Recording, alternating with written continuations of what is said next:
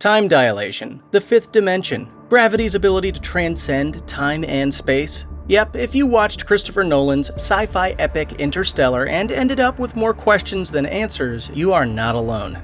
Here are the most confusing moments of Interstellar explained. Professor Brand is the father of astronaut Dr. Amelia Brand, and has dedicated his entire life and career to solving the gravity equation. Once he passes away, Murph takes on the responsibility of searching for the answer, but throughout the movie, it is never made clear what exactly they have been after. What is apparent is the purpose. Once this mysterious equation is solved, humans will be able to use gravitational anomalies to manipulate gravity and to safely get everyone off the planet. The snag in the plan is that the data from inside a black hole is needed to complete it. No one has ever seen inside a black hole, so there was no way to get the data until Cooper. For obvious reasons, the movie couldn't get into the gritty scientific details of the fake equation, but what is important to know is that anomalies are crucial to the solution, and a black hole is the biggest anomaly of all. When Coop goes inside the black hole Gargantua at the end of Interstellar and transmits that data to Murph, she is finally able to solve the equation and save humanity. The opening 30 minutes of Interstellar are confusing on the first watch-through, and perhaps even after a repeat viewing. During that first act, you might be left wondering what this whole ghost story has to do with space travel and saving the human race. Well, as it turns out, everything. By the end of the movie, you will learn that Cooper is the ghost, or gravitational anomaly, trying to communicate with Murph through time while he is in the tesseract. When Coop is inside the tesseract, he realizes he can communicate with young Murph via the bookshelf. We see the mirror image of an earlier scene where the ghost spells out the word stay through Morse code. Here we learn that it is actually Cooper trying to convince himself not to leave Murph behind. At this point in the story, Cooper regrets ever leaving and tries to change the past, although it cannot be done. Coop can travel through the dimension of time though, and he uses the bookshelf to communicate the solution to Professor Brand's formula when she visits the house in the present timeline. Perhaps the single most confusing moment of Interstellar is the significance of the watch that Cooper gives to Murph when she is a child. In a moment of anger, she breaks it, but it stays in the house for years. When Cooper goes into Gargantua and winds up in the tesseract, he sends Murph a coded message that solves the gravity equation. He does this by using gravity, which is a force that transcends time according to the film, to move the hands of the watch and communicate with Murph in Morse code. By manipulating gravity, he can cause the broken watch to tick, encode, and transmit the information to save humanity. There are many theories as to how exactly this works, because the film never explains it cleanly. Since time isn't passing for Coop, he can potentially spend as much time as he wants, perhaps even years, transmitting what he needs Murph to know. Considering all the time she loses while he's away though, perhaps the watch as a medium is really just a symbol of his urgency to finish the mission and reunite with his daughter. Back in 2014, it wasn't advertised that Matt Damon would make an appearance in Interstellar, so when he showed up on an icy planet as the stranded scientist Dr. Mann, Nolan fans were shocked by the surprise. But as Cooper and Mann spend more time together, Cooper starts to realize that Mann is more than a little shady. As it turns out, Mann has faked the data that indicates life on the planet is possible. If he'd told the truth, he would have been left to die. Instead, he lies and waits in cryosleep until another NASA team inevitably shows up to respond to his signal. Mann's plan is then to hijack the ship of whoever comes for him and leave them stranded. This selfish act of self-preservation very likely could have ended in Mann in eternal cryosleep. So why was that the plan? In Interstellar, Mann represents the human drive to stay. He goes to extremes and would rather potentially wait in cryosleep for thousands of years instead of dying.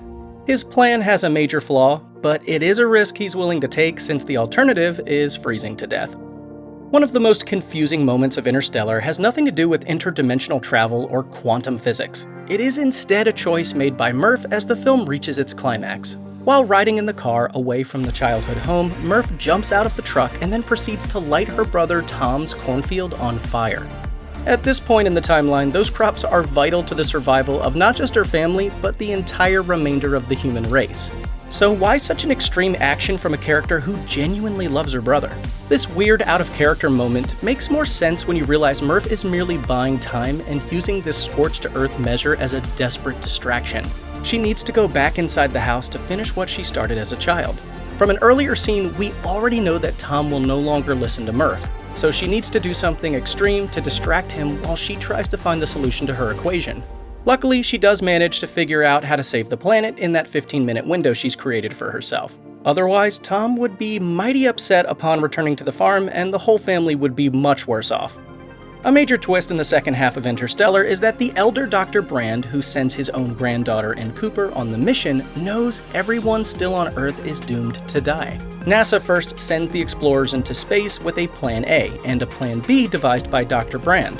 Plan A is to find a habitable planet, and then once Brand solves his gravity equation back on Earth, send the planet's remaining population to that new home. However, Brand actually doesn't plan on solving the equation, and knows it is going to be Plan B all along. Each iteration is an attempt to prove its own proof. It's recursive, it's nonsensical.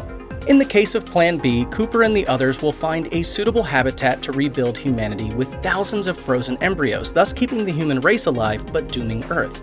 Brand knows Coop will not go through with the mission if he tells him the truth. He can't tell his daughter for the same reason, but on an even deeper level, he can't face telling her what he has done. So he keeps that a secret until his dying breath, when he finally reveals the dark truth to Murph. Even fans of Nolan's film catalog have called out Interstellar for being ridiculous to a fault with certain conceits. One of these moments is the movie's final twist, where Cooper doesn't just survive a black hole encounter, but finds himself transcending linear time. The scene inside the tesseract requires serious suspension of disbelief to make sense. Throughout the film, Coop and Murph repeatedly refer to a mysterious they that they believe to be communicating with them, prompted mostly by the ghost and its messages. This is the central mystery that wraps up in the tesseract scene, where it is revealed that Cooper is the one communicating with Murph through the bookshelf. This scene also explains what the tesseract is and who built it. As it turns out, they did, and they are humans from an unspecified number of generations in the future. At that untold point in time, they have evolved to be able to exist in the fifth dimension. In the paradox-inducing explanation, this future generation creates the tesseract that allows Cooper to navigate 5 dimensions, thus saving themselves from the past and ensuring their own existence. The monologue Brand gives near the end of the movie is a controversial subject, to say the least. It gets a lot of hate, but defenders will rally in droves to tell you it's one of the most important parts of the movie. And they are right. You need to take it seriously. In the infamous speech, Brand explains that love is the only thing that transcends all 5 dimensions. She argues that love is something that exists and is quantifiable, which ultimately ends up being what Cooper needs to save Earth. The only way he is able to contact Murph through the bookshelf in Gargantua is through their familial love connection. Coop even exclaims, "It's just like Brand said. My connection with Murph, it is quantifiable. It's the key." In an added layer of meaning, it is also humanity's love for each other that inspires them to build the tesseract and save the past generation. Interstellar has what many would consider a happy ending. Coop makes it back to Earth in time to see his daughter one last time. She can die having gotten the final bit of closure she needs, and he can be free to live his life unburdened. The secret tragedy is that Coop makes it home too late to spend any significant amount of time with his daughter. Or perhaps we have just stumbled upon a plot contrivance. By the end, Murph is an elderly woman who has stayed alive long enough to finally see her father again, who looks the same as when he left decades ago. The whole movie is built on this relationship, so people are rightfully confused as to why they only spend a few minutes together. Murph now realizes this reunion is the last thing that is driving her to live, and she can finally let go. She even says to Coop that she doesn't have much time left, and that a father shouldn't watch their child die. Even given this, you would think Coop and Murph would each want some more than just 5 minutes. It is a stunningly brief final encounter, considering how much energy he spends trying to return to her in the first place. Understanding the emotional core at the center of Interstellar requires understanding how time dilation works. Once the crew of the Endurance reaches Miller's planet full of treacherous waves, it is assumed the audience understands this concept. But how exactly does the time dilation make sense in Interstellar? The explanation the movie gives is that a difference in gravitational force causes time to move at different speeds on different planets. This dilation effect is accelerated when, in the case of Miller's, the planet is orbiting a black hole. As the force of gravity increases, time moves at an accelerated pace. While Coop and his crew only spent a few hours crash-landed on Miller's planet, 23 years have passed on Earth. According to scientist Neil deGrasse Tyson, this detail of Interstellar is a scientific phenomenon that exists for real. This can be proven by Einstein's equation of general relativity. Well, that's relativity, folks. One of the first unanswered questions you might have when you watch Interstellar is, when exactly does the movie take place? It's a good question that isn't ever explicitly stated in Christopher Nolan's movie. However, you can piece a relatively precise estimate together based on a conversation from early on in the film. In one of the first scenes, we see Coop attending a baseball game with his family. In an offhanded comment to his family, Coop's father-in-law says, "In my day, we had real ball players. Who are these bums?" And in the scene where Donald and Cooper talk on the porch, the elder says, "When I was a kid, it felt like they made something new every day. Some gadget or idea." This sounds a lot like what growing up in the past 10 to 15 years has been like. We can safely assume that between growing up with professional baseball and technology, Donald is a millennial. Using this knowledge, we can place the events of Interstellar about 50 to 60 years after present-day 2014 when the movie came out. This means the film probably takes place in the late 21st century. While even Donald's demise gets a passing reference, "Dad didn't raise me. Grandpa did, and he's buried out back." Murph's brother Tom is the only character in Interstellar whose fate is a complete mystery. So what exactly has happened to Coop's son by the time he returns home from the tesseract? Well, logically the easiest answer is to assume Tom died. For one, he was older than Murph, who is already extremely old by the end, so his time was naturally up. Additionally, in the final scenes of Interstellar, we see that the only thing allowing Murph to hold on to her life is a belief that her dad will return. Tom as a character was defined by his lack of faith and belief in Coop. His absence at the end of the movie speaks to the power of Murph's love and hope, and how they were the only things keeping her alive. You can also argue that his single purpose in the story is served in his final scene. Tom's function in the plot is ultimately to push Murph to solve the bookshelf puzzle.